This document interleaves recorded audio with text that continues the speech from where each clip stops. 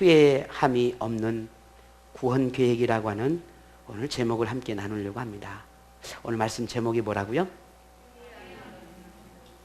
네, 하나님께서 후회하지 않는 그런 구원 계획이 있으시다는 거죠. 구원 계획을 세우심이 하나님이 후회하지 않는다는 거죠.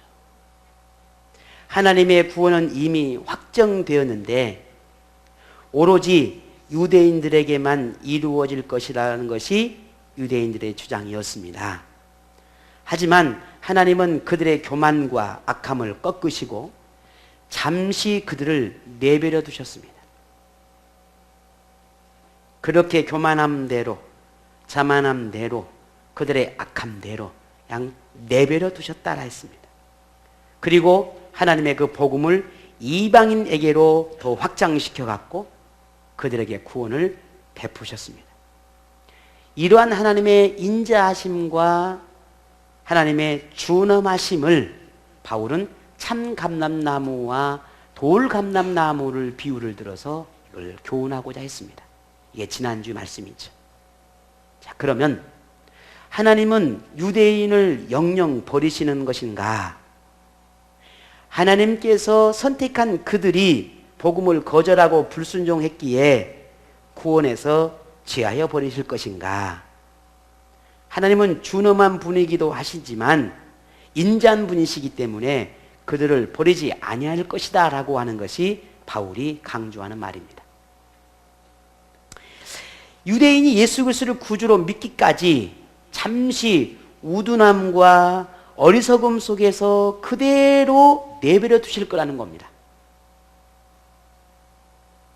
유대인이 예수 그리스도를 믿기까지, 예수님을 구주로 영접할 때까지 그냥 내버려 두신다는 겁니다. 그리고 그들에게 보게 한다는 겁니다. 무엇을?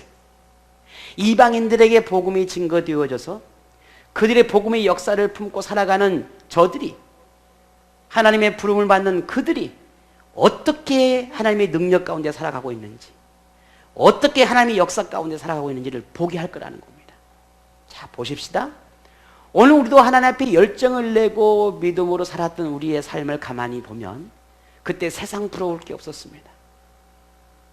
아니, 어쩌면 그 믿음과 그 은혜가 우리를 송두리째 우리의 삶을 그렇게 뜨겁게 바꾸었습니다.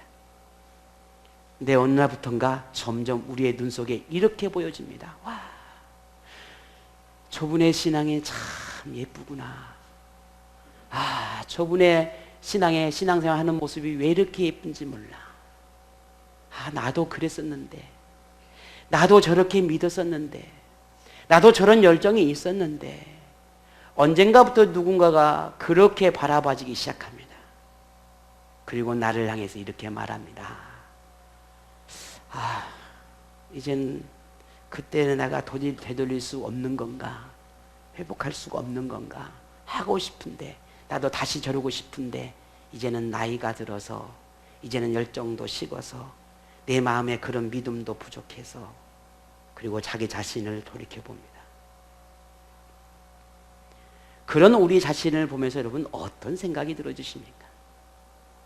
하나님이 유대인들에게 보고 싶어 하는 게 뭐였겠습니까? 바로 그것이었습니다.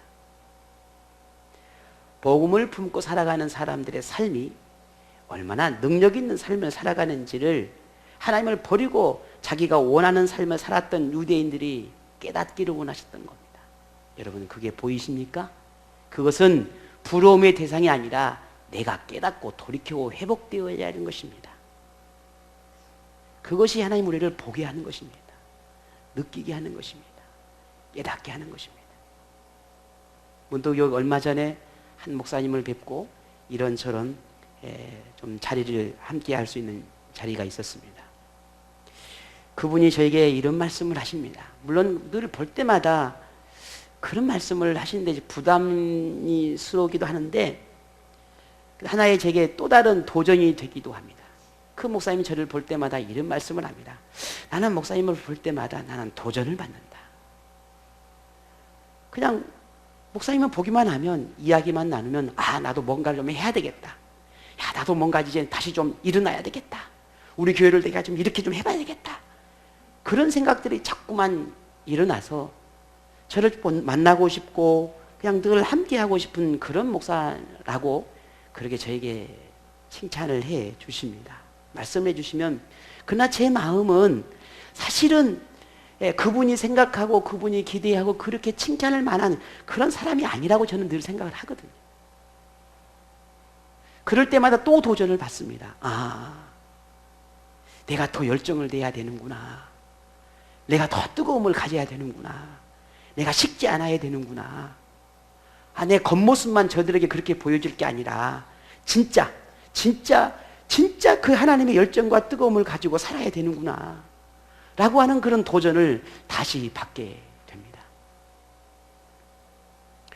최근에 그런 시간들을 잠시 가지면서 내가 다시 뭔가 마음 먹는 것, 생각하는 것, 계획하는 것, 잠시 내가 뭔가 이렇게 내려놓았던 것들, 그리고 방황했던 것들, 혼란스러웠던 것들, 수많은 그런 마음의 갈등과 고민들, 이제는 다시 하나님을 바라보며 붙잡아야 할 때가 되었구나.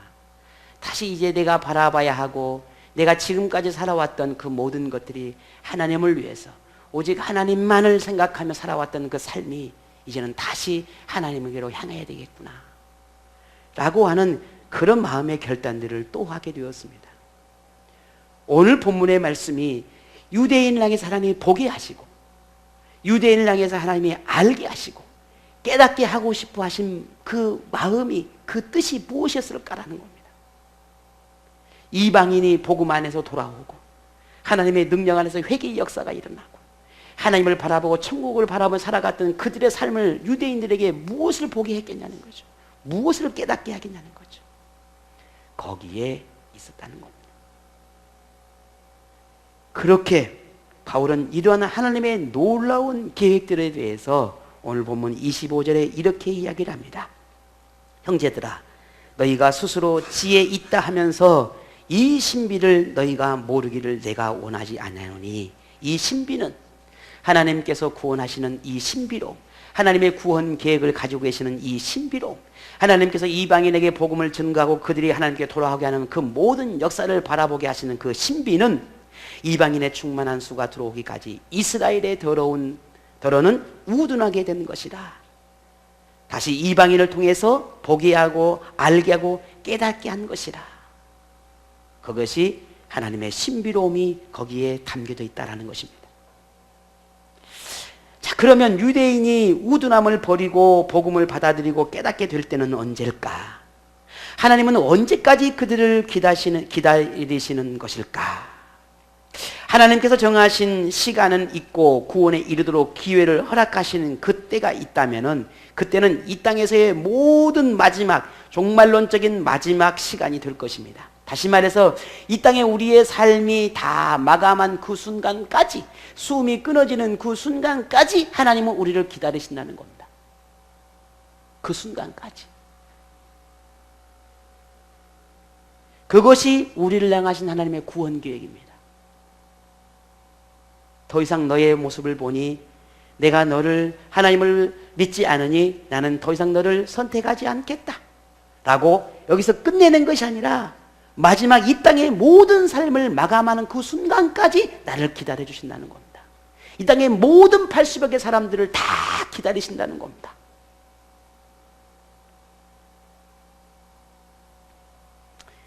놀랍지 않습니까?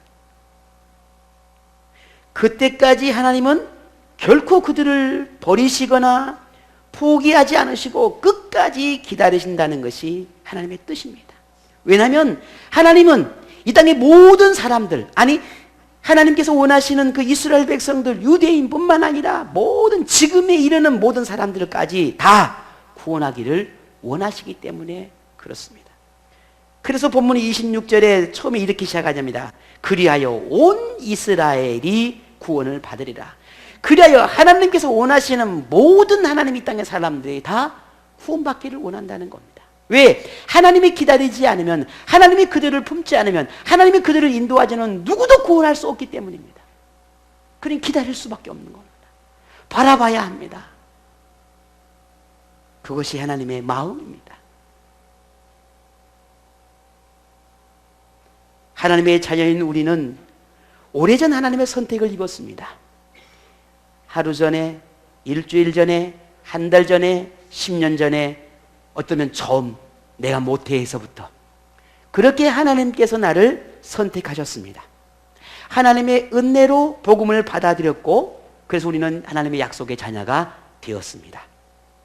하나님의 선택을 입고 부르심을 받아서 구원을 약속받았다라고 하는 이런 점에서는 오늘 성경에서 보여주는 유대인과 크게 다르지 않습니다. 자, 그러면 오늘 성경에 나오는 유대인과 우리와 다른 점은 뭘까요? 유대인은 선택받은 백성이라고 하는 그런 자만함으로 구원의 약속만 믿고 말씀에 순종하지 못하고 하나님께 버림을 받은 사람이 되고 말았습니다. 자, 그러면 우리는 그런 유대인과 다르게 복음 안에서 변함없는 믿음을 지키며 순종의 삶을 살고 있는가? 만일 말씀에 순종하는 삶을 살지 못하고 하나님의 자녀라는 확신과 자기만의 믿음에 갇혀 자기만의 신앙에 빠져 있다고 한다면 오늘 우리도 오늘 성경에 나오는 유대인과 다르지 않다는 겁니다. 우리가 하나님의 기쁨을 위해 살기보다는 자신의 기쁨과 만족을 먼저 생각하고 하나님과의 만남을 우선순위로 여기기보다 자신의 편리와 안락을 먼저 생각하고 하나님을 예비하고 헌신적인 삶을 살려고 하기보다 자기 생각과 판단에 따라 살기를 원하고 구원의 은혜와 감격 속에서 기뻐하기보다는 세상의 즐거움을 더 바라는 삶을 살고자 한다고 한다면 오늘 우리는 성경에 말하는 유대인과 크게 다르지 않다. 무엇이 다른가 하는 겁니다. 그렇다면 그 역시 결과도 크게 다르지 않을 거라면 말이라는 거죠. 그게 무슨 말입니까? 우리도 하나님께 버림받을 수 있고 내어 버릴 수도 있고 하나님과 상관없는 존재로 여길 수도 있다라는 것입니다. 누군가 제게 이런 질문을 합니다. 하나님이 내게 버림을 받았다는 것, 하나님이 내게 관심을 갖지 않고 계시다는 것, 하나님이 나에게 버려서 이제 기다리고 바라보고 있다라고 하는 걸 내가 어떻게 느낄 수 있습니까? 라고, 그걸 어떻게 알 수 있습니까? 라고 물어봅니다. 저는 이렇게 말합니다. 하나님이 나를 향하신 그 은혜가 느껴지지 않는다면, 내가 하나님께로 향한 그 사랑의 은혜의 기쁨의 감격에 감흥이 없다면, 하나님께 더 가까이 나가고자 하는 나의 안에 열망과 뜨거움이 없다면 그것은 하나님의 내버려 둠을 받은 것이다. 오늘 우리는 깊이 생각해 봐야 하겠죠? 나는 말씀 속에 감흥이 있는가? 하나님의 예배 속에 감흥이 있는가? 내 안에 하나님을 향한 은혜가 느껴지고 늘 고백되어지는가? 내 삶 가운데 늘 하나님의 동행하심을 느끼고 그렇게 믿음의 삶을 살아가기를 늘 갈망함이 있는가?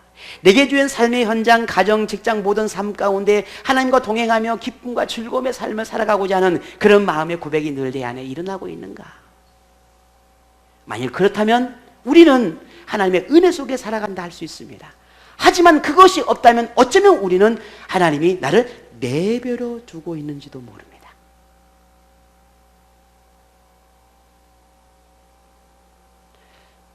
하나님 아버지를 배웁기를 오늘 이 시간 그런 마음으로 여러분 오셨습니까? 우리의 영적 상태는 어떠합니까? 하나님께 버림을 받았는지 아니면 내 버림을 받았는지 내 자신의 모습을 잠시 한번 생각해 보십시다. 놀라운 사실은 여전히 하나님의 사랑을 받고 있다는 겁니다. 여전히 저와 여러분은 하나님의 사랑 속에 거하고 있다는 겁니다.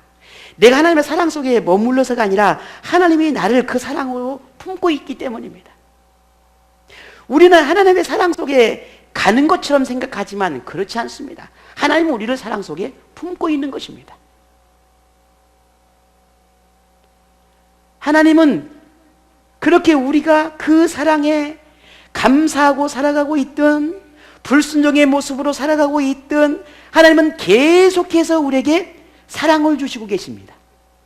계속해서 우리에게 은혜를 베풀고 계십니다. 계속해서 우리에게 하나님의 사랑의 고백을 우리에게 말씀하고 계십니다. 난 너를 사랑한다. 난 너를 사랑한다. 우리 아이들을 키우면서 여러분 이제 조금씩 어렸을 때는 또 그런다지만 이제 나이가 들어가고 아이들이 좀 이제 성장기에 들어가고 성인이 되어가면서요. 문득 아이들이 이제 나와 좀 멀어졌다라고 생각되어질수록 점점 더 이제 아이들이 우리 자녀들에게 기대치가 생깁니다. 그렇잖아요. 생일 되면 선물도 좀 받고 싶고, 안 그래요? 그리고 먼 때가 기한이 되면은 엄마 전화를 받고 싶고 그렇게 됩니다. 그래서 전화 안 하면 섭섭하고, 야 요즘 되면 또 한 번쯤 찾아와서 엄마 아빠한테 좀 인사도 할 법도 한데 이것이 콧배기도 안 보이네. 서운해집니다. 섭섭해지지 않아요? 아직 거기까지 안 키워보셔서 모르시겠어요? 저는 그럴 것 같아요. 그래 안 하려고 애를 쓰지만 그럴 것 같아요. 왜? 지금은 내 품에 있으니까 잘 몰라. 박사님 그러지 않아요? 아 그러죠? 예. 영정우님, 우리 미국에 가 있는 우리 딸이 한 번씩 전화해주고 그래야 기분 좋잖아요. 그냥 안 해주면 이거 궁금하잖아요. 지금 어떻게 뭘 하고 있는지, 그 이형 말려서 이건 뭘 하고 있을 거예요. 분명히 오늘 아니면 이번 주에 전화가 올 때가 됐는데 안 와. 그러면 걱정 반, 근심 반, 섭섭한 거 그래서만 생기잖아요. 아니 저 끄떡했어요. 예. 우리의 영적인 상태가 하나님과 영적인 교감이 이루어져 있으면 우리는 끊임없이 하나님을 향해 있는 것입니다. 그러나 내가 하나님과 멀어지기 시작하고 하나님이 나의 내버려둠을 당하게 되면 그 감동과 감흥들이 사라지게 되어 있습니다. 우리 영적인 상태가 어떠한지는 누구보다 내 자신이 잘 알아요. 여러분 어떻습니까? 하나님은 도대체 왜 우리를 이토록 그 사랑 가운데 그렇게 품고 싶어 하실까? 왜 나를 그토록 끌어안고 싶으실까? 왜 그토록 자꾸 나를 불러 들이실까? 하나님은 왜 그럴까? 왜 그토록 사랑하기를 거두지 않으실까? 내도 어느 정도 컸으니 내버려 두지. 아마 처음이었던 것 같습니다. 우리 선교가 엄마한테, 엄마 나 친구 집에서 자고 오면 안 돼. 야, 이 여자가 어디서 자 안 돼? 아니 엄마하고 그 친구밖에 없다는데 가서 자고 오면 안 되네. 그래서 엄마가 안 된다는 거예요. 이게 딱 처음이니까 한 번만 기회를 달라는 거예요. 그래서 야, 너 자유로 끝나면 10시가 넘는데 그 시간에 어떻게 친구 집에서 자냐? 안 되나니까. 자꾸 삭사하더만 알았다. 허락해 줬어요. 이게 허락해 주는 조건이 있었어요. 야, 너 친구 집에 가면은 영상통화해라. 영상통화해라. 그랬단 말이에요. 전화해라. 아침에 일찍 와라. 이렇게 하고 이제 그 조건을 달고 친구 집에 자라 했어요. 전화 왔게요, 안 할게요? 와, 여러분 믿음이 참 좋으시네요. 11시가 돼도 전화가 안 와. 12시가 되고 전화가 안 와. 우리 한 사람이 이제 제 아내가 이제 막 살짝 뿔이 난 거예요. 근데 뿔이 난 게 더 뿔이 난 게 있어요. 왜? 뭐가 뿔이 났느냐? 너 가서 꼭 전화하고 엄마한테 영상통화해라. 하니까 우리 딸이 이렇게 엄마한테 말하는 겁니다. 엄마, 이건 집착이에요. 딸을 향한 집착이라는 겁니다. 그럴 수도 있죠. 하나님이 우리를 하나님의 품고 싶고 함께하고 싶고 끌어하고 싶고 늘 이렇게 하나님이 여러분을 끌어모으는 것이 우리를 향한 하나님의 집착인가요? 여러분 어찌 생각하십니까? 집착입니까? 그게 불편합니까? 왜 하나님은 우리를 그렇게 끌어안고 날마다 매일매일 모든 순간 내가 호흡하는 모든 날들을 그렇게 하나님은 우리를 끌어안고 싶어 하실까? 우리가 뭔가 종교적인 행위를 하니까 하나님이 이뻐서요? 물론 그럴 수도 있겠죠. 내가 봉사하고 뭔가 수고로움을 하니까요? 물론 그럴 수도 있겠죠. 그러나 더 중요한 것은 하나님의 약속 때문입니다. 무슨 약속이냐고요? 하나님은 오늘 우리에게 긍휼히 여김을 받아야 할 백성들에게 나는 긍휼히 여기겠다라고 약속하셨습니다. 그 약속을 지키고 계시는 겁니다. 선택한 백성을 내가 결코 버리지 않으시겠다라고 약속하셨습니다. 죄인들에게는 용서와 자비를 베푸시겠다 약속하셨습니다. 심판하시기보다는 구원을 행하시겠다 약속하셨습니다. 분노보다는 인내하시겠다라고 약속하셨습니다. 오래 참고 기다리시겠다 약속했습니다. 이 약속을 지키시는 것입니다. 그래서 우리를 품에 품고 우리를 놓아주지 않고 싶어 하시는 겁니다. 더 중요한 것은 무엇입니까? 우리를 그만큼 사랑한다는 것이죠. 여러분, 이 진리를 믿으십니까? 근데 왜 자꾸 도망가려고 그럽니까? 믿으시다며요. 왜 자꾸 하나님과 멀어지려 하십니까? 왜 자꾸 하나님으로부터 자유로우려 하시려니까? 믿는다 하셨잖아요. 그 약속을 믿으신다 하셨잖아요. 왜 멀어지십니까? 왜 자유로우십니까? 왜 방탕한 길로 갈라 하십니까? 왜 여러분 원하신 대로 하시려 하십니까? 약속의 하나님은 평생에 단 한 번도 약속을 어긴 적이 없으시고 변경하시거나 실행하지 않은 적이 단 한 번도 없습니다. 우리를 향한 하나님의 마음도 계획도 바꾸신 적이 없습니다. 이런 하나님을 가르쳐 시편 102편 27절에 이렇게 고백했습니다. 주는 한결같으시고 주는 한결같으시고 주의 연대는 무궁하리라 했습니다. 설령 하나님의 말씀으로는 원수가 되고 멸망받을 만하나 긍휼함이 없이는 구원할 수가 없으니 어제도 오늘도 하나님은 그렇게 우리에게 한결같이 우리 곁에 머물고 계시는 것입니다. 이것이 아버지 되신 하나님의 마음입니다. 우리는 이런 아버지 하나님의 마음을 얼마나 헤아리는 자녀일까? 어느 누구도 하나님의 그 마음을 안다, 이해한다 말할 수는 없습니다. 누가 얼마나 아버지 하나님의 그 깊고 넓고 높은 그 위대한 마음을 헤아릴 수 있겠습니까?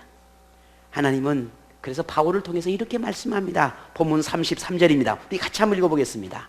33절입니다. 깊도다 하나님의 지혜와 지식의 풍성함이요 그의 판단은 헤아리지 못할 것이며 그의 길은 찾지 못할 것이로다. 아멘. 자녀인 우리가 아버지를 아는 것은 내 지식이나 혹은 이성이나 혹은 경험이나 어쩌면 내 안에 있는 어떤 또 다른 능력을 통해서 측량할 수가 없다는 것이, 이걸 내가 아는 것입니다. 측량할 수가 없어요. 자녀인 우리가 아버지를 고백할 수 있다고 하는 것은 뭐냐면 자녀를 향한 아버지의 사랑하심이 너무나 위대하다라고 하는 고백밖에 할 수 없어요.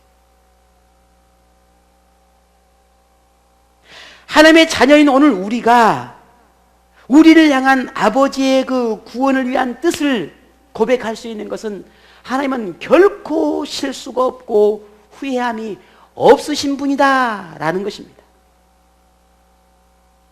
더욱 분명한 것은 우리를 향한 아버지 하나님의 그 위대하신 구원 계획은 지금도 여전히 계속해서 이루어가고 계시다는 거예요.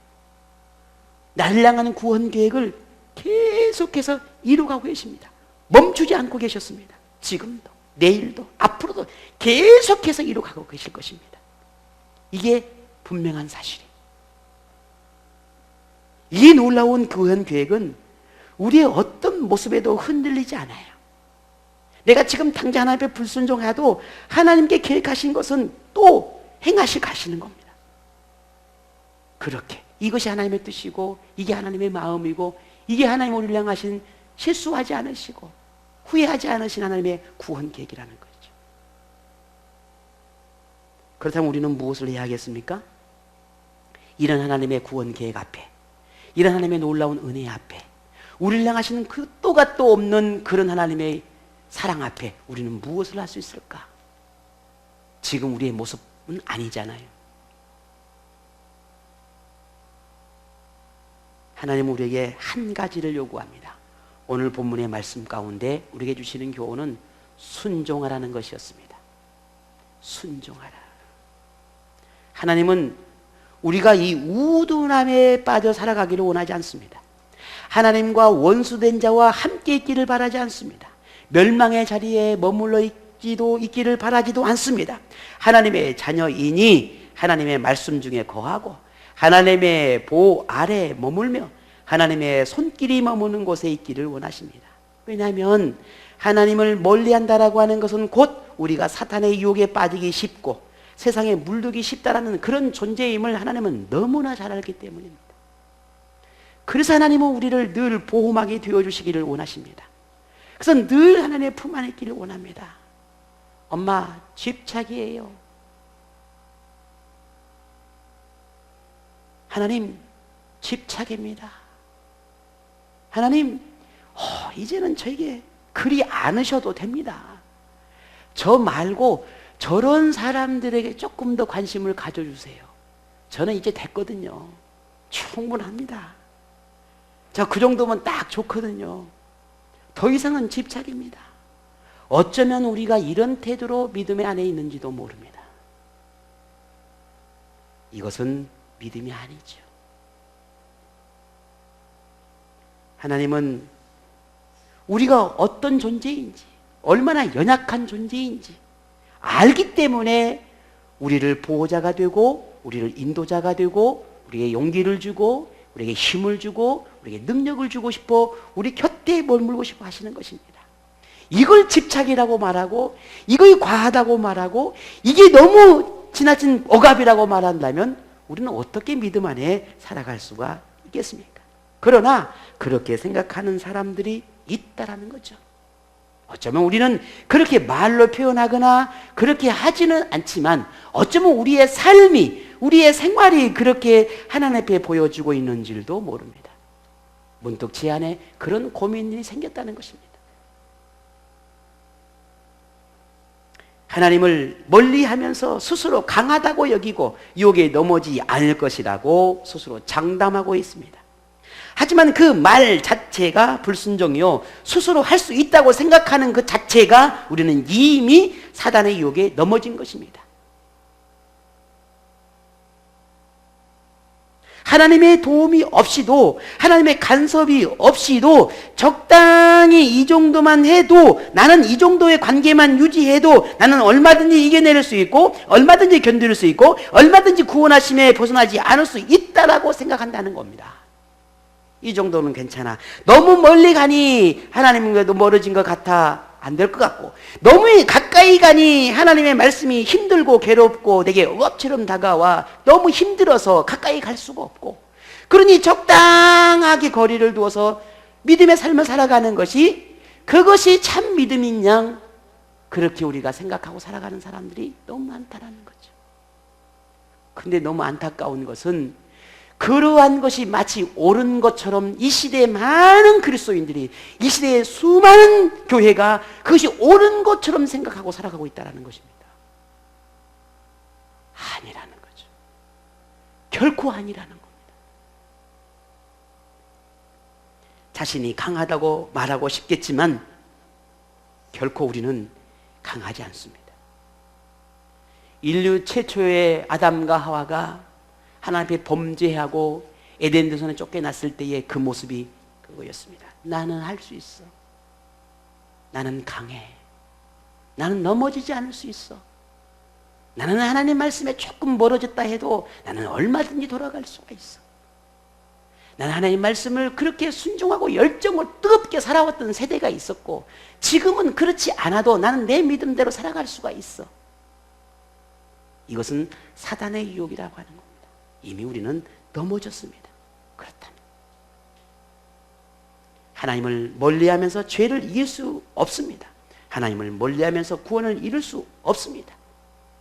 하나님을 적당하게 믿으며 적당하게 예배하며 적당하게 헌신하며 적당하게 하나님 앞에 가까이 적당하게 하나님의 거리를 두고 신앙생활하면서 하나님의 나라에 들어갈 수는 없습니다.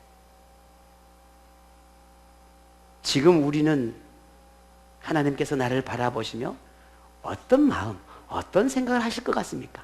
자, 잠시 한번 생각해 보시죠. 하나님이 나를 보시면서 어떤 생각, 어떤 마음을 하실까? 바라건대 너를 구원하겠다고 내가 계획함이 너무 기쁘고 즐겁구나. 내가 너를 내 자녀로 삼은 것이 내겐 너무나 행복하구나. 내가 너를 불러서 선택해서 내게 구원을 선물로 준 것이 난 너무나 내 일생일대의 최고의 선택이다. 난 너무 기쁘구나. 너무 행복하구나. 내가 너를 10년, 20년, 하루, 이틀, 지금까지 기다리고 또 기다려준 것이 난 너무나 행복하구나. 너를 사랑하는 것이 나는 결코 후회하지 않는다. 라고 고백하는 그런 하나님의 음성이 우리에게 들려줬으면 좋겠습니다. 현도가 난 너를 사랑하는 것이 나는 결코 후회하지 않는다. 유지사님, 그 음성이 들려질 것 같습니까? 아니면 야, 난 너를 선택한 게 엄청 힘들다. 야, 후회한다. 그러지 않았겠죠. 오집사님. 설마 하나님이 오집사님 그러진 않겠죠? 예. 선아야, 난 너를 선택한 게 나는 결코 후회하지 않는다. 너무 행복하다. 난 너를 사랑하는 것이 너무 행복하다. 그리 고백이 될 것 같습니까? 희망사항인가요? 우리 모두의 고백이 하나님이 그렇게 그런 말씀을 해주시기를 기대하고 소망합니다. 그게 어쩌면 너무너무 하나님이 원하시는 말씀 아닐까요? 하나님은 후회가 없으시다 했고 실수하지 않는다 했으니 오늘 우리가 그런 하나님의 자녀이기를 원합니다. 오늘 본문 바울이 이렇게 말합니다. 29절에 보니까 하나님의 은사와 부르시면은 뭐가 없다고요? 후회하심이. 하나님이 우리를 자녀 삼으심이 후회하심이 없다. 하나님께서 우리를 선택하심에 후회함이 없도록 여러분 우리의 순종으로 나가기를 바랍니다. 하나님께서 우리를 구원하시겠다는 그 마음먹음이 아픔으로 다가오지 않도록 순종으로 응답해 가시기를 바랍니다. 하나님께서 매일 우리를 바라보시며 미소 짓게 하는 그런 사랑스러운 자녀가 되시기를 바랍니다. 바울은 오늘 우리에게 묻습니다. 35절 보십시다. 누가 주께 먼저 드려서 갚으심을 받겠느냐? 무슨 말입니까? 하나님께서 우리를 구원하심이 우리가 하나님을 믿어 주었기 때문이냐? 아니라는 거죠. 우리가 하나님의 요구에 순종했으니 하나님은 마땅히 당연히 나를 구원해 주시는 것이 맞다. 그게 옳은 것이냐? 아니라는 겁니다. 우리는 그렇게 생각합니다.